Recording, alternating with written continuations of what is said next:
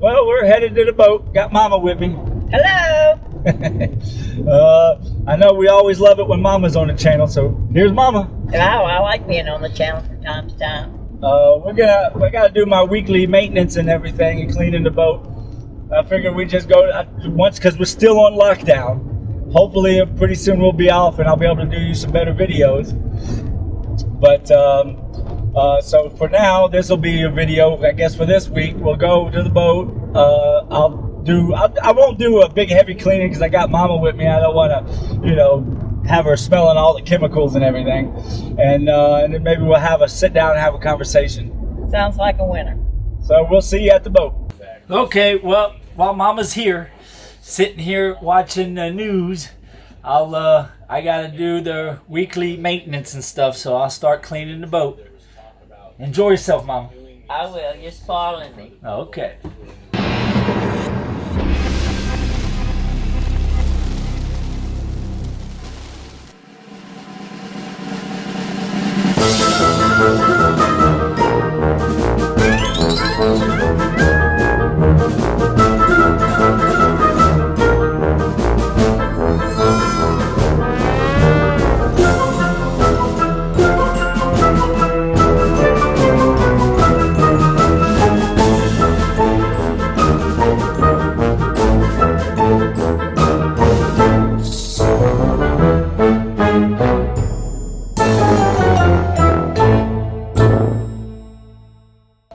Well, hold on, I forgot the milk.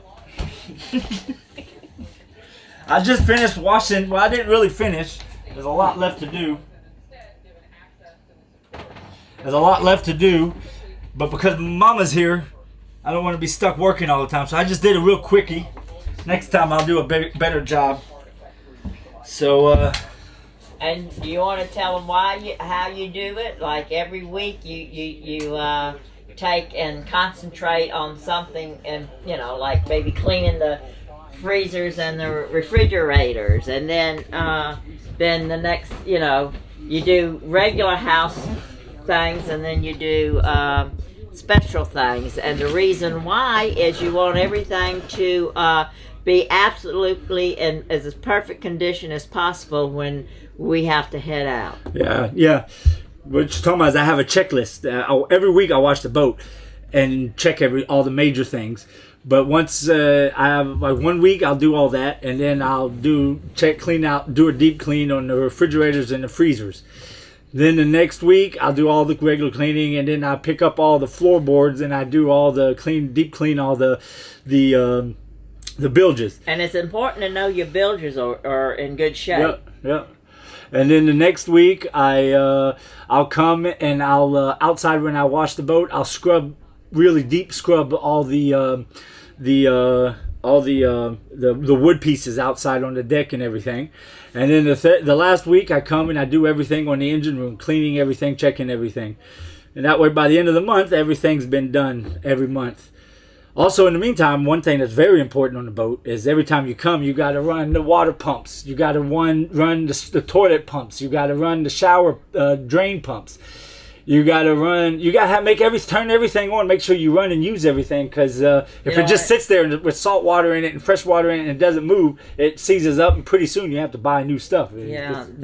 Most people don't realize, but salt water really does a lot of damage to the boat. My! Ask anyone who lives near the sea, house or boat. Yeah. Then they'll tell you right away.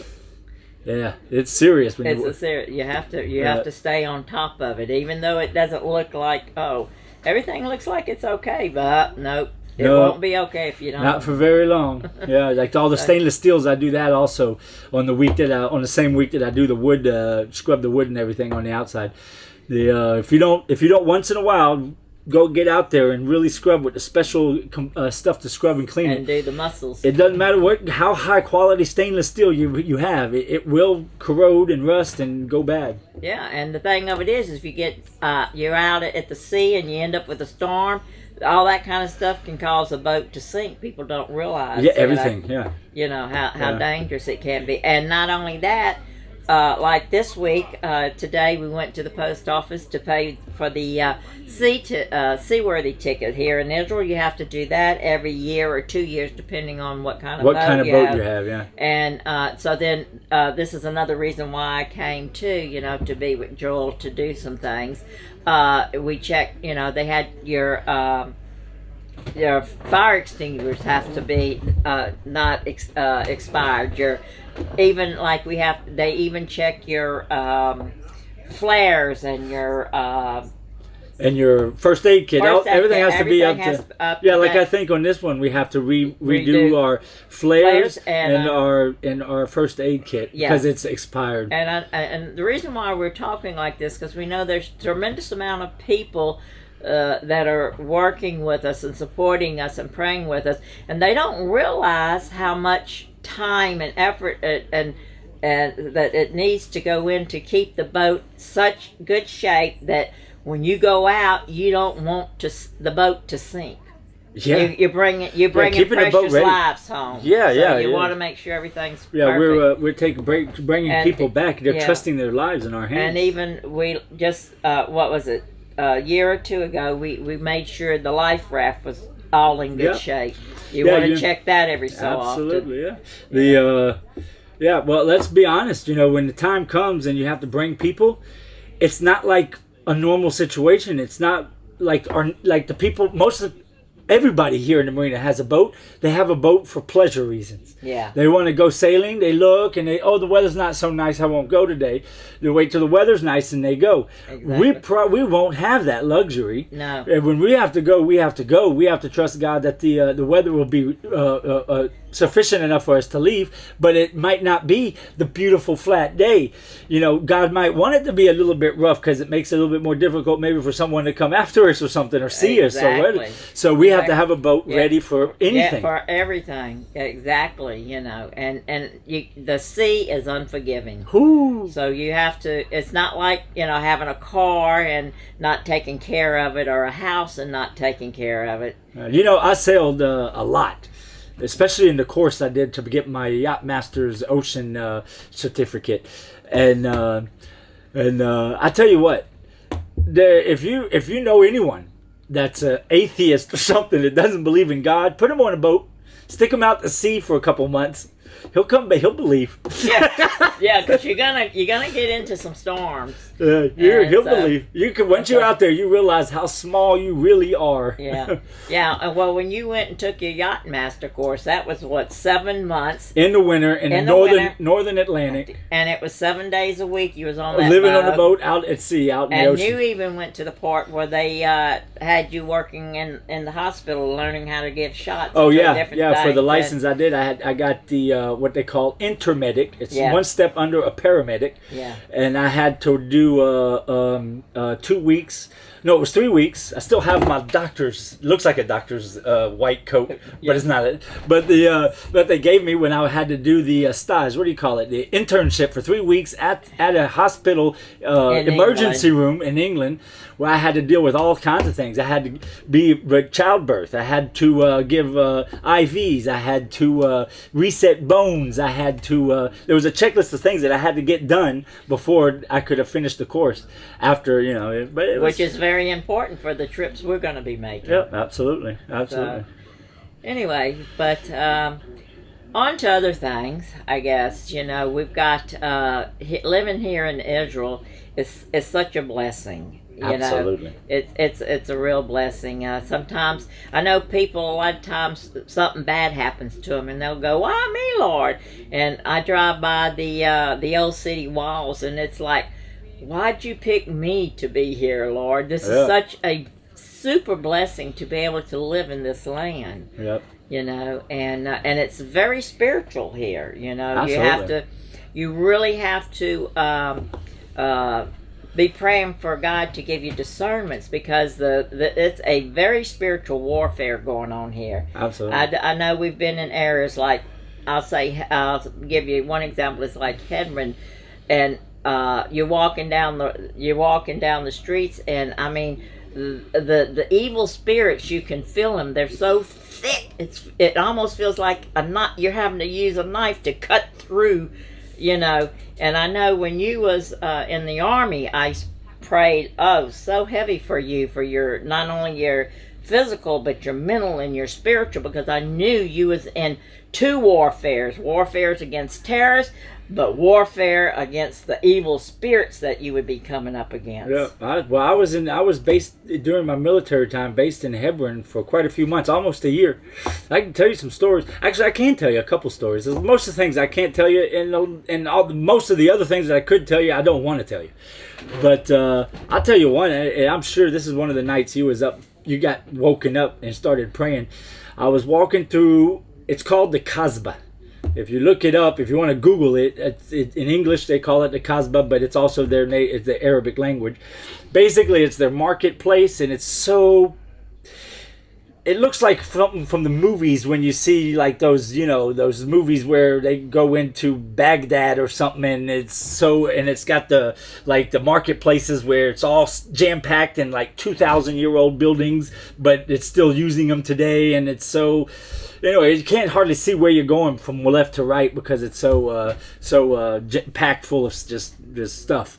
But anyway, and it was the middle of the night. We was going to get somebody, and all of a sudden, right behind me, in the middle of the night, I hear thump. So I turn around, and it was a sandbag full. So someone threw it. So we climbed up, got up on the roof, started looking around. We couldn't find who threw it. But when we came back, I just decided to look inside the sandbag, and it was a bomb that did not go off. Oh, I know. I can't tell you how many times when you were off in the military that I would just be waking up in the middle of the night with a serious urgency to pray. And of course, I don't pray just for you. I prayed for all the guys that were with you, because y'all were doing stuff in a group, right? And I claim all the scriptures for you, Psalms 91, and for God's angels to be around you. And also what I would pray was for God to give you discernment, and the guys that were maybe in charge with you too. And He did. That that your mission, your route was to go this straight, and I would be praying, God, give them the wisdom to stay away from danger, and if you need them to go to the right or left or take a detour, I tell you, when you have a son or a daughter in the military that's in those dangerous situations, you are on your prayer life. It's unimaginable. I remember one time I was talking to you on the phone, and I thought it was a quiet time, and all of a sudden it just broke out, and there was gunfire. A tank went off right beside me, boom, boom, and you're like, "What is it?" And I remember I told you, "Oh, I'm watching a movie. It's a war movie. It just got to the climax. I'll call you back. I want to see this part." Yeah, like I really got. You got to do your best, right? You got to do your best, but I just believe God to lead me in praying for y'all. Well, He did. I've had a special type of military and you've experience. had some close calls. Quite a few of them, and like just today, while I was doing some stuff outside, I got a phone call from a friend of mine in the military. He's a 2-star. If you translate it into American ranks, he's a 2-star general. Okay, yeah. He called me up today just to say how you doing and everything, because there was something he was thinking that we might be doing, and he wanted my opinion. Yeah. The 2-star general over top of all special forces units in the state of Israel.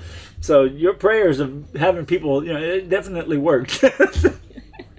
Yeah, God was listening. Yeah. But you've always had a hotline. Well, I don't know. I just know that. The one thing about prayer is, I'm totally convinced, is that you have to know how to pray. Yeah. And we get prayer requests, and I can always tell when I feel like people are teaching people not to pray right. Yeah. And you really need to know how to pray. And you just, a lot of times I would ask God, I know I have this urgency. I know I need to pray, but I don't know what I'm praying for. I don't know how to pray. So you have to show me. You have to give me, discernment, wisdom, knowledge, whatever the word you want to use, to know the right way to pray, that it will, it will work. Well, I know when I pray, 8 times out of 10 when I pray, the only thing I'm praying for is tell me what you want me to do. Yeah. That's mainly what I'm asking. Yeah. Seriously, that's what I pray for 80% of the time. That's what we should be doing too, what do you want me to do? Just being tuned in to him the best we can. Of course, we're going to make mistakes, but he's a loving father. Not you. Yes. No, your mama. And he'll get you on your behind. He'll straighten you up. Come on, Mama. You never made a mistake. That's what you always told me. No, I did not. Okay. But yeah, it's and now with the COVID, it's the same way. I think people really need to pray, because I really believe there's a lot of false stuff going on out there, and people are being they're hearing a lot of stuff that's making them fearful, and God, he doesn't want us to be fearful. No, he said, yeah. So we really need to seek him and not let all this fear take control of us, because I feel like when you're letting fear take control of you, it's almost like letting the devil have control of that little piece of you, because you're not trusting God so much. And I know from experience you can have real fear, because I experienced it with that experience we had in that I had to, I would wake up in the middle of the night and I couldn't hardly breathe. The fear just had such a hold on me that I had to really pray for God to deliver me from this fear, and show me how to get out of it. And of course, as usual, he takes care of us. Yeah, absolutely. He blesses us in so many ways. That's another thing people don't realize, all the little small ways that God blesses you. Yeah, it's like that old saying, the guy looks back at the beach line in the sand and he sees one set of footprints. He says, "Where was you? That was the toughest times." And God said that was my footprints. Yeah. Who you think was carrying you. Yeah, exactly. Well, anyway, it was a good conversation. Hope you enjoyed it. We got to get back anyway to start giving you the news for this week, TGR News. Bye-bye. Bye.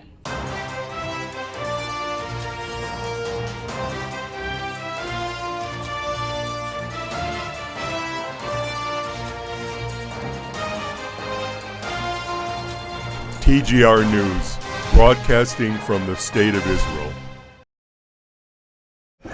Welcome back to TGR News. Shalom, shalom from Israel. Well, we'll just get right into it. This Sunday, in a couple days, there's a maybe. It's still not 100% that they're going to start with the restriction release of the lockdown, but it's going to take a while. Even when they say it's no more lockdown, it's going to be still, the schools are closed, the businesses are closed. It's just that you can leave your house further than 1,000 meters. You know what else I noticed? Nowadays, it was Friday was supposed to be over. That was just Yep. Today. Today's Friday. Yom Shishi Shabbat. Yom. My Hebrew is great. Yeah. Anyway, what I was thinking was, they changed it last night, and they said, no, you got to extend it until Sunday morning at 7 o'clock. Yes. Now, you know what I read into all that? What? This scared the death of the people. Everybody getting ready to protest big time. Yeah. And it started off, they'd do it a month or 2 weeks, and then a month, and then 3 months, and everybody took it sitting down. Now they got it down to just 2.5 days. Yeah, in a specific hour and everything else. Oh yeah. And anyone to get out on the road in Israel here, Sunday morning at 7 o'clock, be crazy, because it's going to be a traffic jam Yeah, absolutely. from the river to the sea. Yeah, and Bibi's the one who's doing most of the pushing for getting to extend the lockdown, by the way. Yeah. It's other people in government who are fighting him. Yeah. Well, I don't understand the whole deal. I never have understood it. I guess it has to do with my age. But but the thing about it is, I don't know. It just don't make any sense to me to keep us locked down like this. we got like how many? I read in the newspaper this was 1/3 of the population, or how much of Israel's already been vaccinated? 90% of the population of 50 and above. And that's the ones who are the most dangerous. That's the ones that we're trying to keep out of the hospitals. But we're still having 4,000 or 5,000 here in Israel. Now, of course, in America, that would be a very small number, but we're talking about a very small spot on planet Earth called Israel, right? Right. But it's the population's smaller than New York, the whole country. But with that many of the most dangerous people already vaccinated, I don't understand why the numbers are not coming down every day. The numbers are staying up there, 5,000, 6,000, 4,000. I don't know either. I'm definitely no doctor. Okay. Well, talking about the lockdown, on average now, we've been on lockdown it's almost been a year now since we started lockdowns in Israel. We've been on lockdown for more than half of that year. We've been on lockdown with businesses closed probably a good 7 to 8 months out of the last 12 months.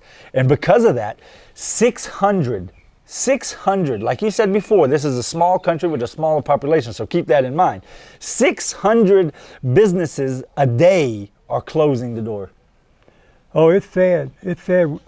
Just last week we was walking in, we were sort of legally, we was legally though, we was a little away from the house. We was in Jerusalem, but we was walking around and I noticed the stores, not only was there no chairs or anything set out in front, or they're empty. You look inside, you look in the windows and they're empty. They've already moved their stuff. They've closed down. They're finished. Yep, done. You can tell they're not coming back. And what are they going to do? These are people that didn't have a job. They were giving other people jobs. Yeah, so that means they're bankrupt, and the people that were employed are now also unemployed. So 600 a day, that's probably thousands of people a day going on unemployment.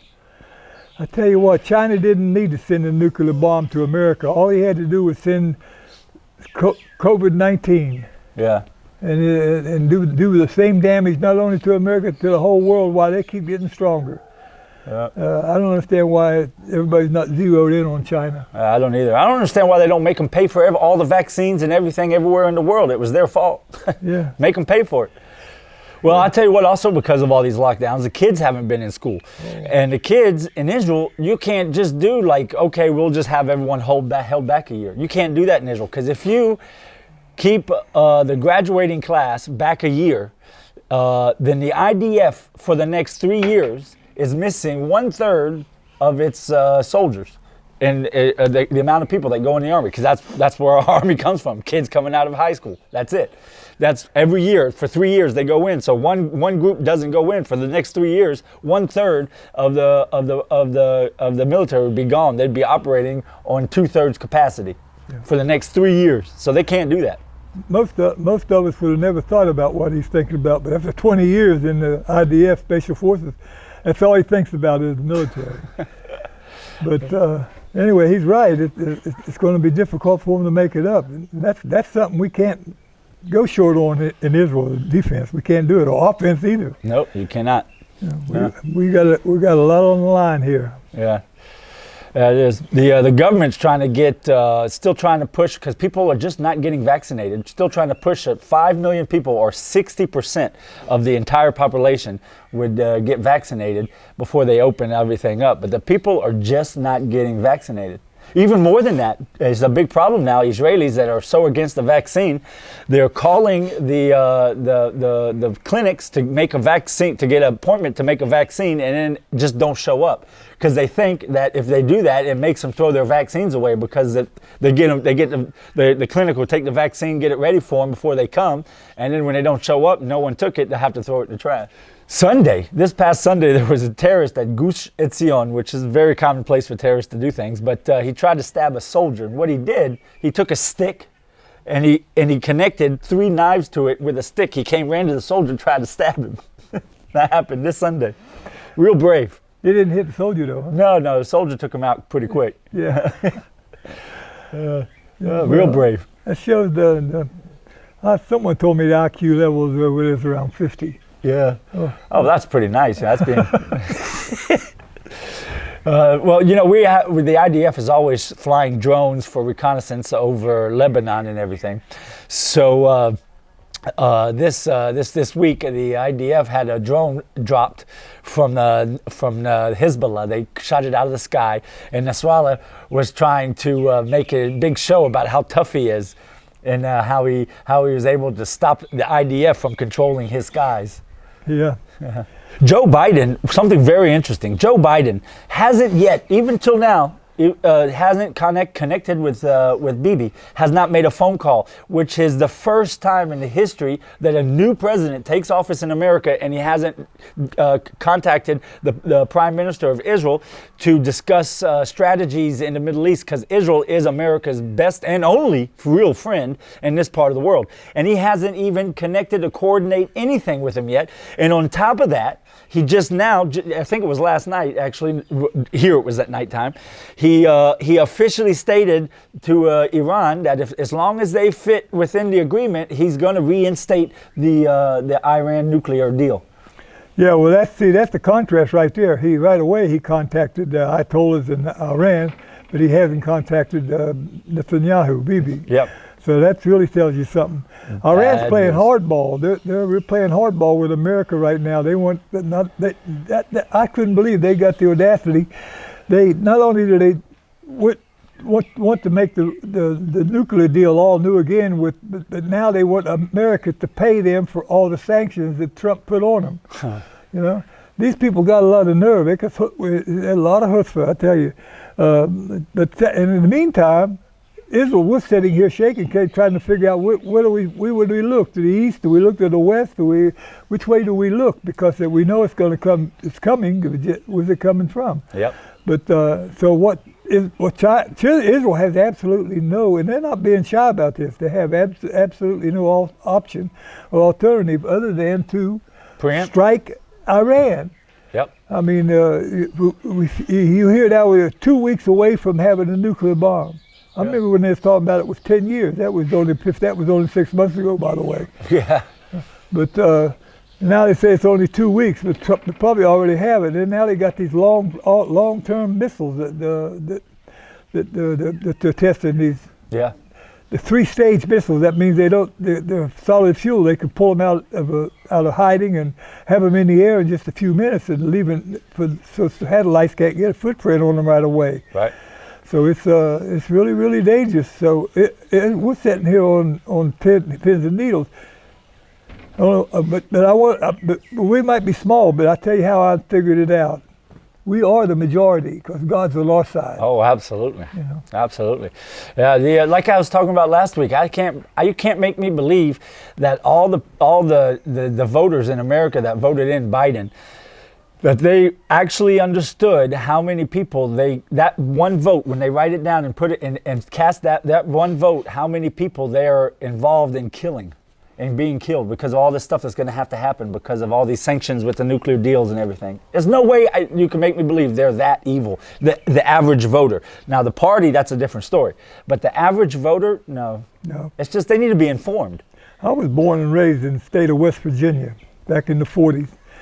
And I can tell you this, I think everyone in West Virginia in those days was a Democrat. I don't believe there was a Republican in town nowhere, right? But and that's some of the nicest people in the world. Of course, it's where I grew up, but I really didn't grow up. I left there when I was a kid, but they're really nice people. But now you can't, like you say, I agree with you. You can't convince me either that all those people that I grew up with were all evil people. Yeah. You know, they were really good homey people. I liked them. Yeah, they're just led by evil people. Yeah, that's it. Yeah. Well, man, pushing the envelope every day. They're bragging about now that they can carry nukes anywhere in Europe. All they can hit America. Yep. And they're bragging about it. So look out. Look out, man. If somebody says he's going to kill you, take him serious. And wants to kill you. Yeah, take him serious. Or don't pay attention, and then when it's over, you won't realize what happened anyway. Yeah, exactly. Yeah. It's sad. It really is. Well, that was it for this week. See you next week. Shabbat Shalom.